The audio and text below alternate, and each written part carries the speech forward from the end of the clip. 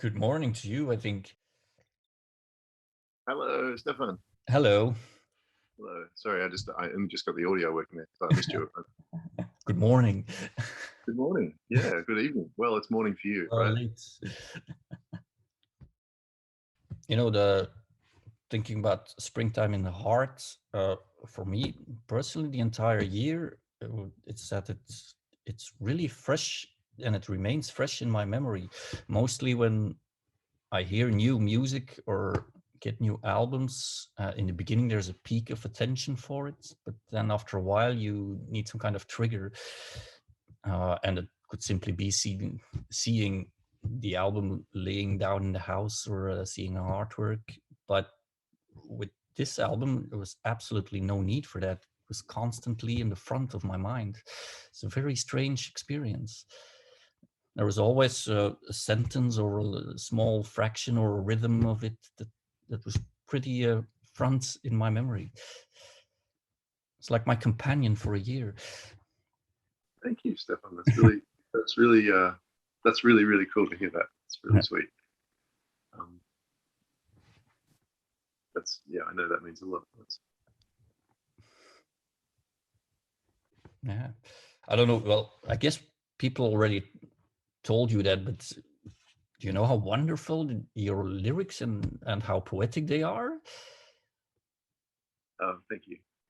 Um, well, thank you. With this record in particular, I really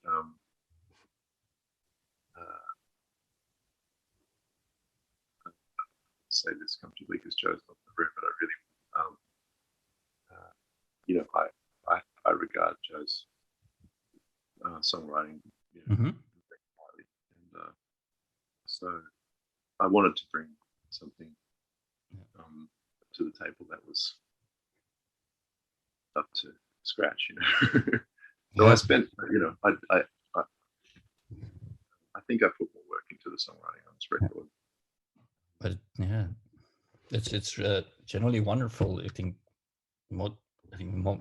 almost every song, it's when you hear it the first time, it's like looking at a beautiful painting, and then the more you listen to it, the more details you see, and you think from, hey, I never heard that before, and then you start connecting the details, and oh, I didn't look at it like that, and suddenly the meaning of the song, it changes for me very very much. Actually, this morning I had with the first song, suddenly a verse suddenly meant something completely different to me because I was connecting it to another word in the song, while I've actually heard it a lot of times. That's cool. That's That's cool. wonderful. Um, yeah, I think when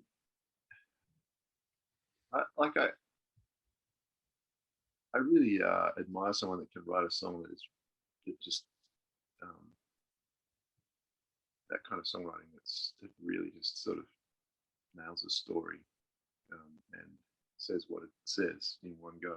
And you know, I don't, um, not that I've ever really uh, deliberately tried to write songs like that. Mm-hmm. Um, I just find that my songwriting kind of like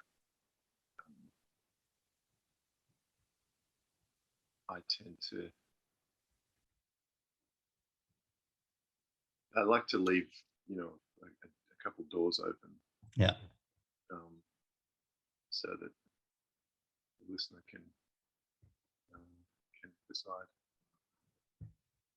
Um, there's a different way into the song, or Yeah. there's a different way out of the song. Um, and it's nice hearing from people what they what the song is to them too. Yeah. Sometimes it's something that I never even considered. Yeah. Yes, well, I'm not really sure if I should uh, give you my examples, because maybe I'm robbing other people of discovering things. Oh Wouldn't be no, I'm always interested to hear. fair. But also do some sort like the song "Home." Uh, these weeks, the last few months, it actually gave a complete new meaning to it. When you home, when you hear it in the first layer, it's well, it's your home literally as it is, the building that you live in and that you feel home in. But it could also mean somebody you feel home with, the person. And with the fact that a lot of people are in the last few weeks and months are struggling a bit more mentally and are really hoping that this will soon be over and life can go back to normal. I think for well, this is another way of listening to this song. It's like home is my normal life, and I want to go back there. Yeah, right. Interesting. Yeah, it's Yeah. yeah, it's something that last week suddenly hit me like, yeah, it could all even be about that. Absolutely. Yeah. Yeah. The idea of that song was written uh, actually. I think one or two songs that were actually written a fair bit earlier than the rest, which were mostly written sort of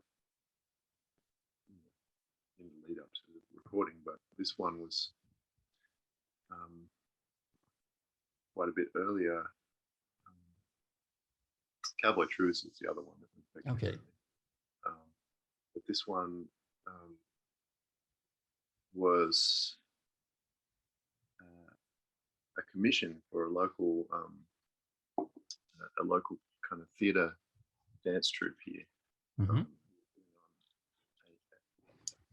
putting together a show that they called it the show Home, and their whole idea was just exploring the meaning of what that is, you know. Yeah. And so we did a whole lot of I kind of collaborated with them on some workshops and I did a whole lot of sort of just researching into what people actually felt home meant, what it is, what it was to them, um, and I mean during those discussions, what we kind of came down to was um, the answer was it's the place where you feel safe, um, comfortable, safe, and so I guess that what you're saying is that Yes. It's about a is that state of mind where you feel safe. yeah, it is. It's a state of mind, and even though um, you know we're all kind of cooped up in our homes, um, we might not feel comfortable in that state of mind. We might not feel safe in that place, you know, in certain ways. So yeah, you that's very cool. Yeah. Yes. Well, the whole album is very optimistic, but you've already told that in several interviews. I think that's generally a record about optimism. Yeah, I think I mean some of the songs are yeah, there's the occasional kind of uh, occasional crossover to the dark side. But Have to have it. yeah, I just felt like we're at a place in the world where we can't really need to have hope about lots of things. So, you know,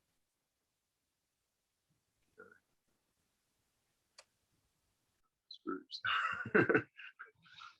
Yeah, but the opening song already lifts you up. You with throughout the song, you slowly get lifted up. It's a bit like when when you're sitting somewhere on a bench and you have you're really a little bit down, and somebody passes you and he starts telling you a story, and within listening to the story, you get lifted up yourself, and by the end of the story you're completely full of energy again. And that's actually the transition that that first song already does. You put the record on and you start listening, and each sentence, each verse, you get lifted up. The music also helps in that, the way it's built up. It's amazing. That one unfolded so beautifully. I don't recall how many takes we did of that, but I don't think it was probably very many takes on that song at all. Like it could even be the first. It's probably second take. And it was, you know, Mm. I mean, a lot of the takes on the record though. Yeah. But I do remember, you know, playing that the start of that and hearing Jay come in on the drums and just smiling, you know, and, with Yeah. this what he was doing was just, you know, what it wasn't probably anything I'd imagined or expected or anything, but it was perfect. Yeah, it's very subtle what he does, and it works. It's amazing. He's Mm, relaxed. He doesn't force anything. It mm, just flows out of him. yeah. I have that with uh, the song that I know uh, is the same thing. He suddenly there is a drum uh, riff he does, and it completely makes sense. It's Mm, like deliberately chosen which tom he would take and in what order he would play them. It's not random. It fits. mm, yeah. Yeah. I don't know how planned out any of it is though. It sounds like it. It sounds like it is in places, but you know, we were all riding this kind of wave of, you know, just on the crest of the wave. Are we going to fall off this? Where are Yeah. we? Somebody is there. There it is. Good evening. Have you guys been waiting for me for like 40 minutes? Yeah, like silently we were waiting. I am so sorry, but you know, Stefan, I so trusted being the man that you are, that when you said 7 my time, that you meant 7, and it's So 6:45, and I was just sitting here playing guitar, yeah, sort of anticipating. I'm sorry to have left you hanging. don't trust ever my timing. Well, it's good to see you both. Heath, how are you, my brother? Been a long time. Has been a long time. Yeah. No, we have already filled the past time with a nice conversation. Well, that's good because you guys have not met No, in anything resembling the flesh, I yeah. take it. No, No, absolutely not. Yeah. Yeah. Heath, how are you? You look well. thanks. I am. I'm good. Yeah. Yeah. Happy to hear it. And you? I'm doing well. It's springtime here, so perfectly attuned for this conversation. Yeah. So, you know, we've just as I've told my children their entire lives, you know, they're both from Southern California. There's nothing, you know, no one from that part of the world knows what spring feels like if you haven't emerged from winter. And I haven't experienced it in, you know, 30 years. I mean, I've been on tour in the winter, I dipped my toe in, but it's not the same as emerging from months of dark and cold to all of a sudden wild bird song. And it was in mid 50s today, almost 60 today. So yeah, pretty remarkable. We have the strange effect here. It's April and spring is starting, but yesterday and today it's been snowing here. Ah, Or- I've fallen for that before, Stefan, from my Michigan days. When my son Levon first moved to New York for college, you know, he'd only lived in Los Angeles. And I remember some one March day when it was a fluke and it was 60 degrees in New York. And he was like, wow, that was intense. I'm glad that's over. And I'm just like, Lee, enjoy the day. It's not over. I hate to tell you, you know, there's going to be another, there's going to be another blow, but or a few. Yeah. But we actually have had a very mild winter here. We've had an easy entry.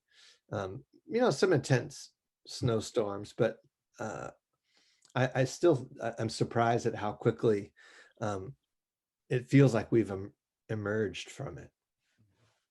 At least all the Mainers seem to think it's over. It's not. I mean, it could easily not be, Yeah. but there's an amazing, expansive beach near us where we like to walk, especially on a Sunday. And we went Easter Sunday and had a 2-hour walk on the beach, and it was still quite, I mean, beautiful. It was in the 40s and beautiful, but the local kids were in shorts, digging in the sand. I mean, as if it was summertime, for them, they've just decided that it's over. I admired them for it. Yeah. So what have you guys covered? Well, a lot of things actually. Where it comes to you, we addressed the fact it was your first production after the cancer diagnosis. Was it something emotional for you to be again in that seat? Very much so, Stefan. We had been really close. In my memory, we've been very close to commencing the project when I got laid low. Thus, when we were able to kind of recircle the wagons and talk in earnest about doing it, I was excited about it, and I was also apprehensive about it. I think in retrospect, I'm not sure I was fully conscious of that, but I know after the fact that I had some apprehension about just what's it going to be like? Am I going to be able to shake loose of the shadows and sort of become fully immersed in the process, as I've always count on being, sort of overcome with the music and get lost in it.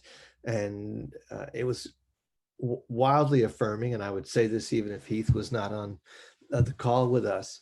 It was almost immediate in my remembrance that we were just kind of back in, and it felt completely normal and normalizing and really reassuring to find ourselves making music again. Because not to labor it, but there were moments early on in that experience for me where I wondered if I would, I wondered about my survival, and I wondered if I would ever find myself making another record, my own or anybody else's, if I'd ever perform again. I really had no idea. I was so completely blindsided and terrorized by it. So it was, Heath offered this opportunity, I realized, to stand with some of my dearest and friends and this great body of songs and just sort of, throw myself into the river of it. And I was really grateful for that. It was really affirming and encouraging and, all those things I needed it to be. Yeah. I think I felt not being a regular in the room with a Joe Henry record production, but I felt like everybody there everybody felt like very, very grateful to be in the room together at that moment. Well, everybody played it close to the vest in that regard. I mean, we all love working together, and we do we laugh a lot, and some of it's just the laughter of recognition, when that thing takes over that we all have worked so hard to allow to happen. So frequently just laugh out loud at a playback just because it's so delightful when the song just identifies itself and and shows us who it is, you know, it identifies its own character. But I did talk to some of my friends on the gig after the fact about how heavy it was, not just for me, but for all of us to sort of find ourselves, you know, back at work. You know, it was you know, I sort of anticipate, as you know, collectively, that whenever we're allowed to return to work after the pandemic, there will be a similar kind of, you know, amazing recognition of how grateful we are when we find ourselves allowed, you know, to, because it feels like such a privilege. And I'm not, that can sound cliche, because we all work hard at it and we do it professionally, and but you know, I have I feel like it's a gift every time that we get to be in the room together and you know, you know, feed ourselves into the fire of whatever song is asking, you know, to be lit up. It's you know, it's there's nothing that makes me feel exactly like that you know, those moments in real time, which you know, for, and I know that during COVID, so many of us have been finding new ways to work, and I don't find that in any way uninspiring. But there's nothing that will ever replace what it means for us all to be in a room together and hearing each other, and for discovery to be happening in real time. I can confirm that that it's true. Being you know, in part of the world where we actually we have gigs now. That's Having just played, incredible. yeah, having just played on the weekend, and it's not just us on stage or that feel it, but the audience is incredibly hungry for music and just overjoyed to be able to do that again. It's really Heath, magic. I'm only sort of anticipating it. You know, I canceled 3 tours. I was just a couple weeks away from a East Coast tour that was going to be followed by a European tour and then a West Coast tour that all got scotched. Um, and a number of times the shows have been rescheduled just because there's a formality involved that if a promoter can't offer a rescheduled date, they have to give everybody their money back, even people who want to hang on to their tickets. So I've gone through this process of rescheduling shows a couple times, even though I knew they couldn't happen. That's just, you know, part of the nature of, you know, promoters and their insurance and everything that happens. But I've just rescheduled East Coast shows for November, and my friends over the Rhine who do a festival in Ohio, usually in May, have rescheduled it for this September and asked me if I would do it. And at the moment they asked me, I remember I just kind of felt bad for them. I thought, I mean, yes, I would, but I was thinking there's no way that this is going to happen in September. And now, you know, I'll have my second vaccination on Thursday. And now I can't imagine that it won't happen. And I found myself playing through in my mind what I think you just experienced, Heath, of walking out on a stage. And I just imagine before you sing, you just have to look at each other and marvel at the fact that something that we so took for granted, you know, just gathering, you know, on behalf of music, that, you know, that it will not feel small, you know. As an audience, it's also something I completely miss, because a lot of artists in replacement, they did live stream concerts, but I tried a few, but very quickly, sometimes even after 1 or 2 minutes, I just left, because it doesn't work for me just sitting at home in front of a screen, and you miss being in that room together and feeling that energy.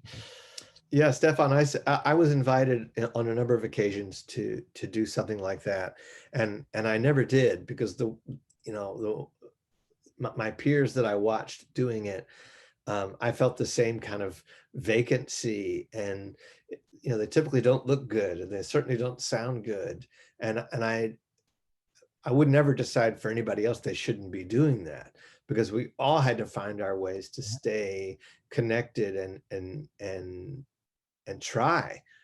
I just didn't feel like I could sort of have the seance in under those conditions.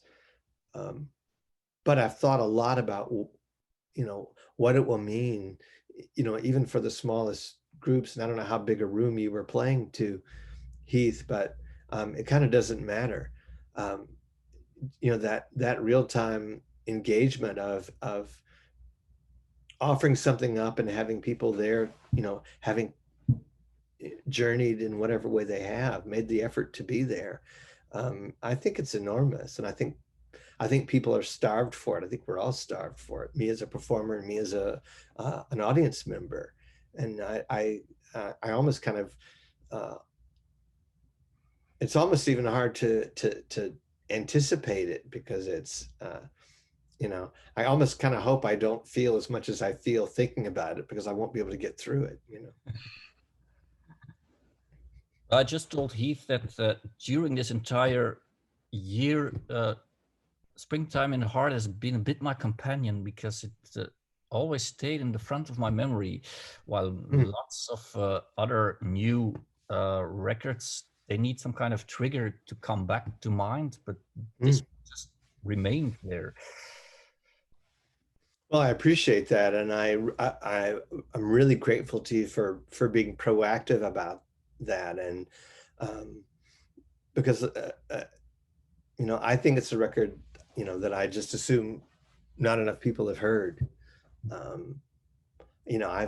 find it a really dramatic. It maintains a balance for me of being, sort of high drama, without ever losing its intimacy. And I laid that all on Heath, because his delivery remains so conversational and so close. It asks you to lean in, and yet I think we made a record that in some ways could be really widescreen. If I listen to it, I tend to listen to it really loud, and it's expansive, and it's orchestral, and it's wild, and yet Heath sits at the center of it and maintains this really confidential, conversational tone, which is I don't think it's an easy place to occupy for a whole album. Yes, but it's absolutely wonderful. Also, well, your work has also got to do with the instrumentation and how you carry it all and lift Heath singing and lyrics, which I already praised in your absence. Way of writing lyrics and working with layers. Like I said, each time I listen to the songs again, I discover new details and make new links, and somehow the meaning for it changes for me a bit. It's absolutely wonderful. Well, I'm happy to hear that. I mean, when I've listened to it recently and have thought a lot about, how arranged it sounds. I mean, there's so much, there are a lot of layers, but it's so much of it was live performance in the room. I mean, nearly all of it in my memory. And there's a couple, moments where, Adam may have overdubbed something. But correct me if I'm wrong, Heath. I mean, very few of those moments. And I have a distinct memory of us listening. I think when everything was in the can and we all sat and listened to the whole thing together, as a band, and how stunned. I mean, I just sat there looking at the room, and as frequently happens when we make a record that quickly, you can forget over 2-3 days like what happened in the beginning, because you're covering so much ground so quickly. And it's really great to watch musicians kind of like, well, when did that happen? Who are all those people? Because it sounds so organized, so arranged, and yet it really was so really spontaneous. Yeah. But I mean, it's a remarkable band, and of course I've worked with everybody in that room, many of them together a lot. But as dear as Adam Levy has become to me as a friend. I hadn't recorded with him very much, and it was thrilling to just be able to tap into his unbelievably orchestral mind. I mean, somebody who's plays with that. I mean, he's immaculate, but that doesn't mean that it's overly careful or that it's not um, free. You know, yeah, he's really one of a kind, and it was a perfect amalgam. Perfect amalgam for me. You wrote one song for Heath on this album, Joe. I did. Yeah. And listening to it again, I felt or I sensed a resemblance in the subject that I hear in your song "Climb," the opening for Throom. Hmm. And I was wondering, did you wrote that at the same period?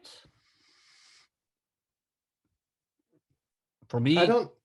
those I two mean, songs are a bit about the things that you know and the things that you trust suddenly are gone, and you're a bit on a shaky ground. oh, come on, Stefan. Every song I've ever written is about that. I mean, I know I lived in the same place, um, but I don't think I wrote them around the same time. Because if I'd have had that lyric at the time I was making Thrum, I would have used it because I was really proud of it. But I do recall, and it really did happen this quickly. You know, Heath and I were having a spirited email exchange. Heath, correct me if I'm misremembering any of this, but um, just quickly had an exchange what was evening for me, about writing something together. And I just sort of, I mean, that lyric just sort of, you know, You told me you had a scrap of a lyric. well, And I well, send you a scrap from my notebook if you want to see if you can do anything with it. well, And the I mean, next day I must get have this thought it was email. scrappy. I mean, I must have thought it was scrappy, because it was really fresh and I hadn't gone back to it. So I remember thinking, well, I have this thing from the other day, and I was expecting 3 lines or something. well, And it. here's this incredible lyric, and I mean, it might have been a verse that I had, and then when I sat down to transcribe it from my notebook, to send to you, um, it just might have seemed meager, and I was like, well, I don't want to send him something that, I don't want to send him, a jacket with only one sleeve, um, so it just sort of, but my point is that it happened really quickly, and I remember thinking that it felt really alive for me, just kind of buzzy when it happened, like a lot of songs that happen really fast. There's just a certain kind of, when things show up really fast and feel kind of complete. Um, it leaves me a little bit giddy. Um, but the thing is, I sent it to Heath, and my memory too, and it could be spotty because a lot's happened in all of our lives, since then, even though it's not been a long time. Um, is that Heath wrote, the music really, really, really quickly, and then sort of once I heard the melody, I almost, I have no memory of the lyric without that melody. There was no part of me that was like, oh, I like this first part, maybe we should work on this other part of it. He sent me like an iPhone demo or something, really, a really quick sketch back, and it was, one of those moments where it was complete, with almost no conversation between us other than, I sent a lyric, he sent back, you know there he is singing it back to me with what I still think is a really beautiful um, uh, melody. And in fact, maybe, he's already shared this with you, but, I just finished a new record of my own that I wrote completely since, between May and December. The only thing that's on the record that was not written in that period of time was that song, because I kind of found it irresistible. And my new record opens with it, because it sounds like a point of departure to me. as it did when we, because that's the first song. Isn't that the first song we recorded, Heath? First song we cut, yeah. Yeah, and so I remember you calling that to the floor. Maybe I even suggested it sheepishly because I had something to do with the writing of it. I was, maybe a little embarrassed to say this is what we should do first. But I I threw it out there because it did feel like the beginning of something. And it was also it was the penultimate thing that I recorded on my own record, even though I knew I was going to do it, but I hadn't found a way to play it that for a moment that was free of Heath's version of singing it in my mind. So, and it's the only song on my record that wasn't recorded by me alone at home and then sending it out to people to contribute to after the fact. It was really near the end, and I went to Patrick Warren's house. He's got a home studio, and he had a mask on, and I was at the other end of the room, and I sang it to his piano. And he plays it more like a Randy Newman song than the wild orchestral thing that happened when we cut it with Heath. But it was always in my mind that I would record it. In fact, when I was doing a series of shows in Los Angeles last year, and I was playing the songs for the first time that would become Gospel According to Water, one of those shows, and it was the show that you were at, I'm sure, Heath. I think maybe I even opened with it, which was a pretty goddamn nervy thing to do with you sitting right there. But I knew I had to find my way to it because I again, it's just it didn't leave me. It's interesting that you say that you found it hard to remove my voice from it, because when you sent me that lyric, I could just hear you singing it. So I read it off the page, and that the music that stuck is the first idea that I picked up. But I in my head, I was like, this sounds like a Joe Henry song. I'm gonna take this somewhere else. It does so now. I spent quite a bit of time trying to I think I tried it out in like a. Well, in my head, it's a Heath Cullen song. Yeah, of course. Well, because then even before, when you were doing, as I recall, when you were doing your crowd funding for the sessions, you'd have that beautiful film where you're singing it out in the desert, which also just you playing it alone, it felt really complete, and in that flinty, dry version that where I thought your performance really matched the visuals.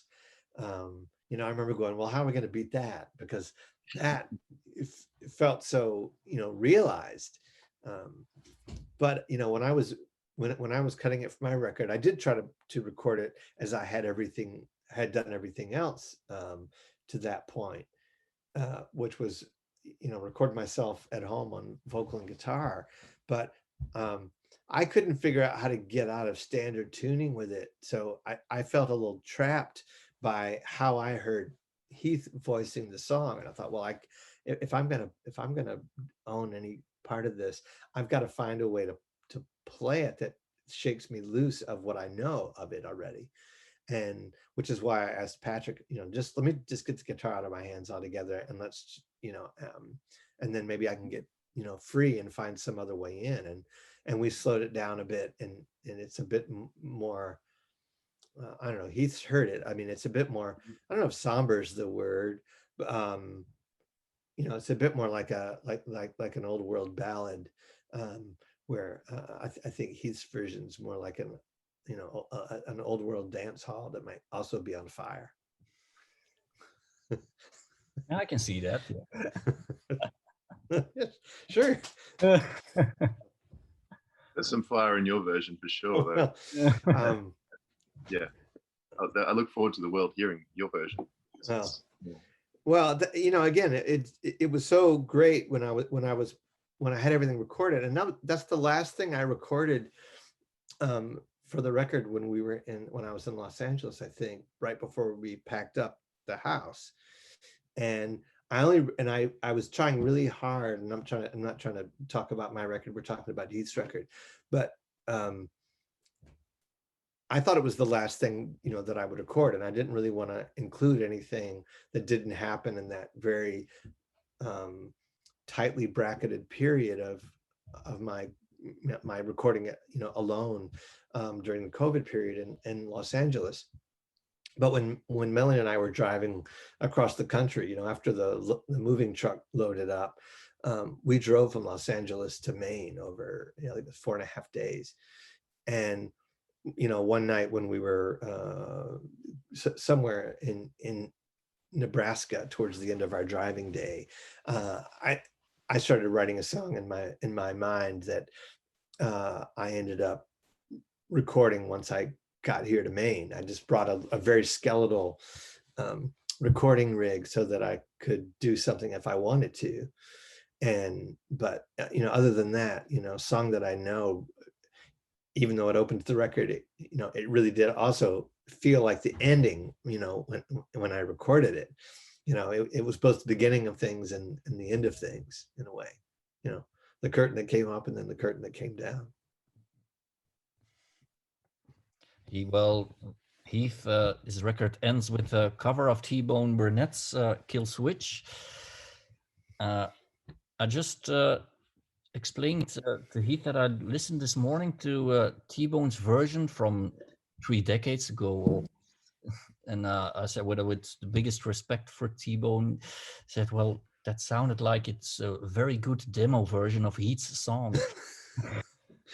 Well, to be fair, T-Bone, I played it for T-Bone and he had a similar response to it. He said, I should have worked on it longer. It was also, the very beginning of my relationship with T-Bone, when we were ramping up to making my record Shuffletown together. And I mean, that was the beginning of our working life. And I had gone out to Los Angeles from New York to meet him. And I was visiting him in the studio and was there when he cut the song, which was pretty potent for me, because there's Mark Ribot in the room and there's Michael Blair and I'm trying to remember who else was there. But for somebody, who'd been, sort of working in a vacuum in New York, because when I moved to New York in '85, right after I'd made my first record, I was not a part of any scene at all. It was not a singer-songwriter's time in New York. It was really about, Husker Du and the Replacements and, the post-punk world. And so that once I was out and sort of got pulled into T-Bone's fold, I just remember how incredible it was to sit in a room and realize that there was this community of people who acted like community. And because I was there, on T-Bone's arm, I just sort of got so pulled into this crew, who treated me like a peer. And I just spent a lot of really discouraging time in New York, feeling like nobody's peer at all. It'd been a really, really, a desperate time. So I have such a profound memory of that song going down. Not only because I think it's a really beautiful song, but because watching him work, in a room with people and, watching, what I would grow to learn, what was his production method and how much that we just shared as if by osmosis in the way that I have come to work, but also the only way that I imagined working. So I was really pleased when Heath was game, because I just kind of heard it, Well, I was just telling Stefan that that I don't know if I told you this, but I knew I wasn't going to have a 10th song by what 3 days before the session. So I think 2 days before the session, I said to you, throw me some ideas if you've got any. But in the back of my mind, the one thing that I had in mind as doing, you know, a cover song was a T-Bone song. Mm. And when you said, well, how about this T-Bone song? Mm. I was game. Of course I was game. It was the right thing. Well, one reason I was so anxious to play it for him as soon as we had a mix of it is because I know from talking to him over a really, really long period of time that, um, he doesn't get enough love as a songwriter. His production life has so eclipsed for many people, not everybody, of course, but for so many people, his production prowess and his, he's like the Orson Welles of the music business in a way. And I've said that in his company,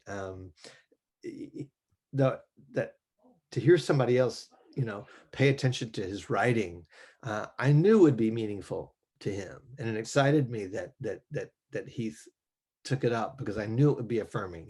Everybody needs to be affirmed. Even somebody with T-Bone's success. I know he doesn't feel like people, have paid enough attention to what he's done as a songwriter, and how much his songwriting informs his production ethos. I feel the same way.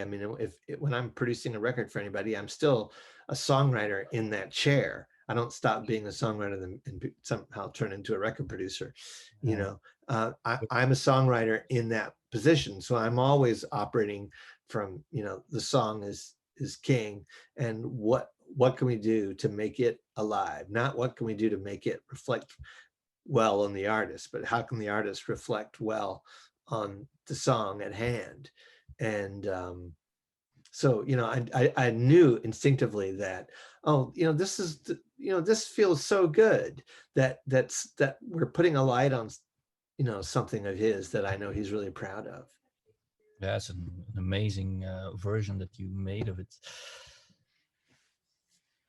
And yeah, the piano and what Levon is doing on it's Yeah. amazing. And also, I don't recall how many takes we did of that, but it might have been one. That was the way that unfolded was. Well, what I remember is that I think it was a very hot day, and we played it at the end of a day, and we got through a take, and everybody was just sort of spent. That we just like, okay, that's a wrap for the day.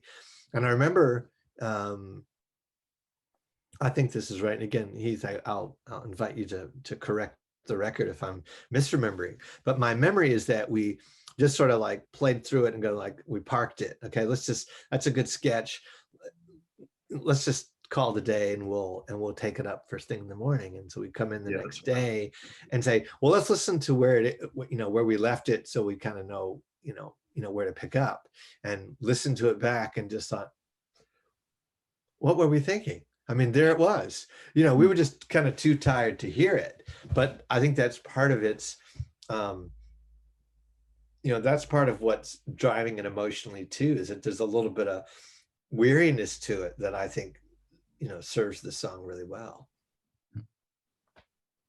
Yeah, it's wonderful. It's been a wonderful conversation with both of you. I'm going to let Heath start his day finally. Yeah. Oh, yeah.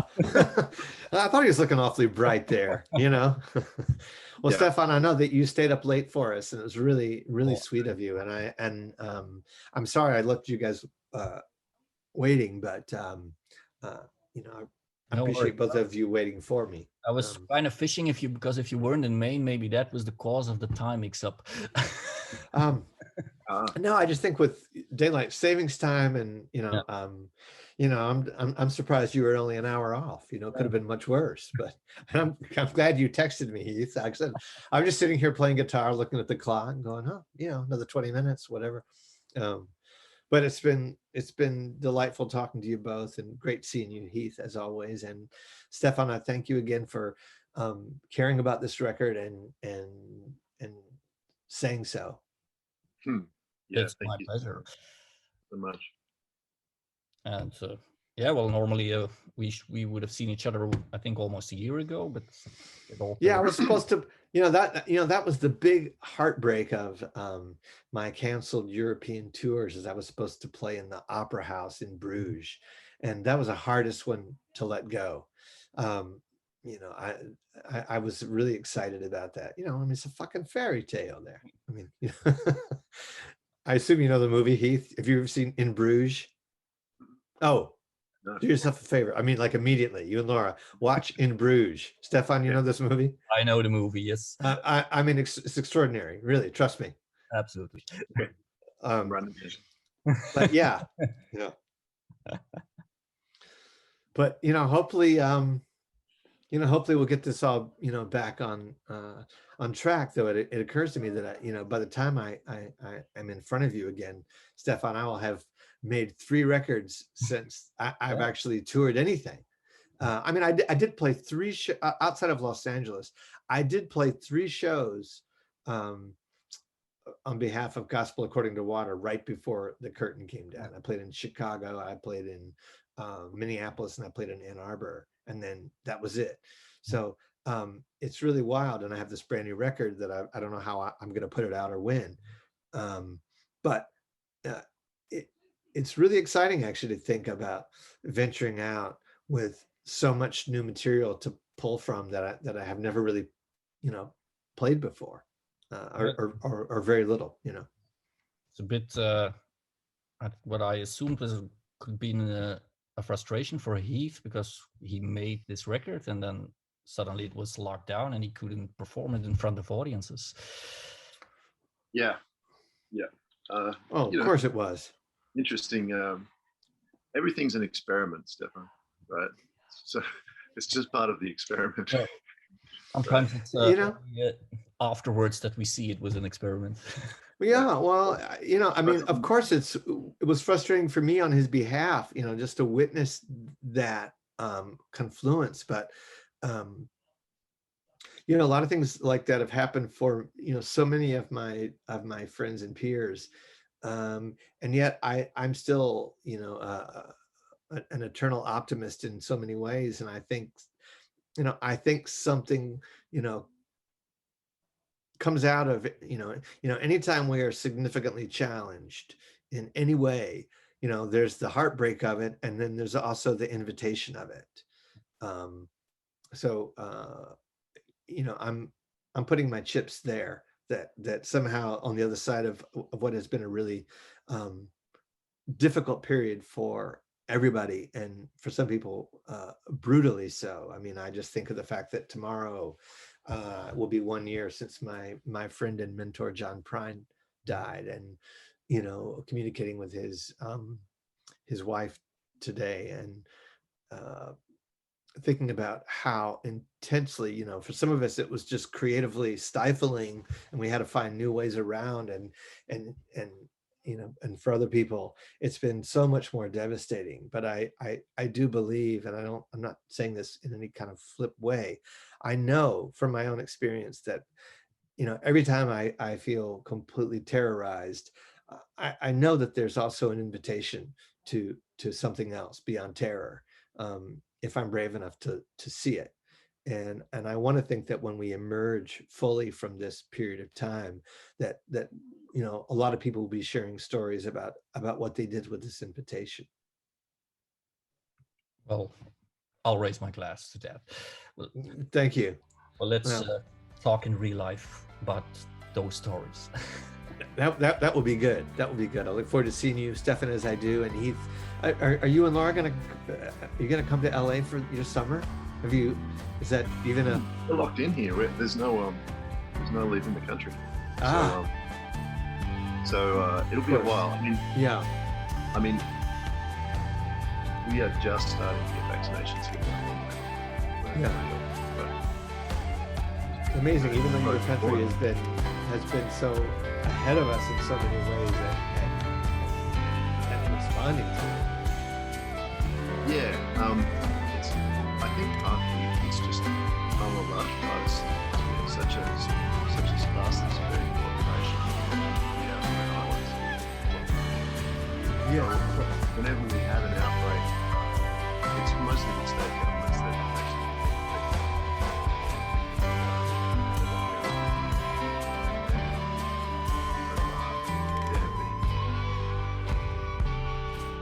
there were a couple of military sort of 6-8 week period last year where they were really heavily locked down, but otherwise